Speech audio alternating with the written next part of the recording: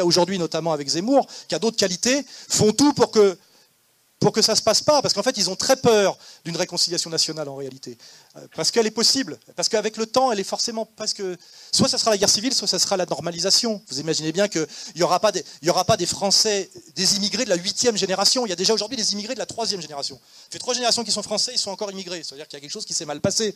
Mais en 8 générations, c'est pas possible. Donc de toute façon, soit ça va péter en guerre civile et on terminera comme la Yougoslavie, soit à un moment donné, il y aura assimilation des Français d'origine maghrébine, qui deviendront comme Platini, comme les Polonais, etc.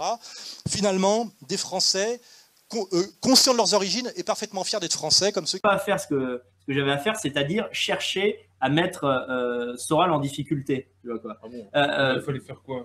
Non mais faire quoi alors donc en fait ouais c'est ça en fait non mais c'est qu'en fait on considère que sur certains points politiques il a tort mais il faut la fermer jusqu'à ce qu'il voilà donc il existe.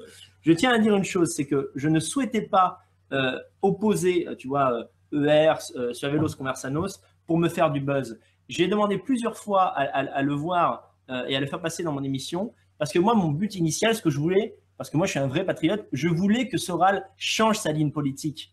Vous comprenez ça? Je l'ai dit, je l'ai marqué, je vais retrouver les posts où j'ai dit ça. Je l'ai dit maintes et maintes fois, je lui ai tendu la main 1 million de fois. C'est lui qui avait le leadership. Il est très très bon en rhétorique. Le problème, c'est que son logiciel réconciliateur est dépassé. Alors moi, ce que je voulais, c'est qu'il s'empare du logiciel, on va dire, des identitaires, etc. et qu'il en fasse le nouveau ER. Tu vois, c'est-à-dire qu'il évolue. Ouais, c'est exactement ça. C'est exactement la même philosophie, la même expression que donne Soral où il exprime lui-même. C'est-à-dire, encore une fois, on fait une amende, il est plus soralien que Soral. Parce qu'à un moment donné, Soral, il dit une idée, si on s'accroche à une idée, mais que le contexte général, les tendances générales changent, on peut se retrouver être un ennemi finalement. Et en fait, c'est ce qui se passe avec Soral. C'est que sa thèse de la réconciliation, elle est possible, elle a été possible, elle était peut-être envisageable, elle a été même bénéfique. Beaucoup de jeunes se sont allés dans le militantisme. Et c'était moral de le tenter. Et c'était moral de le tenter. Mais maintenant que c'est tenté, que c'est un échec, qu'électoralement, les musulmans continuent à voter massivement pour la gauche, malgré les... 88% des musulmans, si je me trompe pas. 93% ont voté aux dernières élections de 2012. Pour la gauche transgenre, pour la gauche pro-homosexuelle, pour la gauche pro-sioniste. N'y a-t-il pas une contradiction? Est-ce que Soral ne peut pas le voir et se dire non, cette fois-ci, les choses ont changé. Dans ce contexte, ma politique, ma stratégie de réconciliation a échoué. C'est un échec. Bonjour M. Soral, ainsi qu'à toute la rédaction de R. Voilà, je suis un lecteur plutôt assidu du site et qui contribue comme il peut de temps en temps. Alors voilà, ma question concernait l'état actuel de la réconciliation avec les populations issues de l'immigration africaine. J'aurais voulu savoir, au vu des événements récents, si vous pensiez que la réconciliation est toujours possible.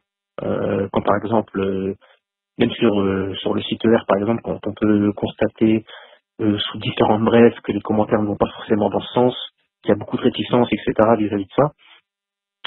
Pourtant, il y a un grand travail pédagogique qui a été fait depuis des années pour essayer d'arriver à quelque chose de positif là-dessus. On voit que ça ne prend pas tant que ça, finalement. Donc voilà, j'aurais voulu savoir si, d'après vous, c'était toujours possible, cette réconciliation avec les populations maghrébines et d'Afrique subsaharienne. Voilà, merci beaucoup. J'espère que vous pourrez répondre à cette question. Et en attendant, je vous souhaite une bonne continuation et gardez courage. Voilà, merci. Au revoir. Je crois que la question est mal posée. D'abord, quand on parle de réconciliation, égalité, réconciliation, c'était réconciliation de la gauche du travail et de la droite de valeur. En réalité, là, ça rejoint le sujet par rapport à Lepage. C'était de réunir, comme dans le cercle Proudhon, les oppositions à l'escroquerie de la démocratie, qui étaient les oppositions de gauche et les oppositions de droite. À l'époque, c'était les syndicalistes révolutionnaires et les monarchistes. Donc, c'est la réconciliation, c'est entre Français, on dirait de la gauche sérieuse et de la droite sérieuse. Après, c'est greffé la question effectivement plutôt on va dire de l'assimilation ou de l'intégration des populations liées à une politique d'immigration complètement délirante depuis le regroupement familial. Et effectivement, moi j'ai analysé cette situation et j'ai pas d'ailleurs parlé de réconciliation avec ces gens-là, j'ai parlé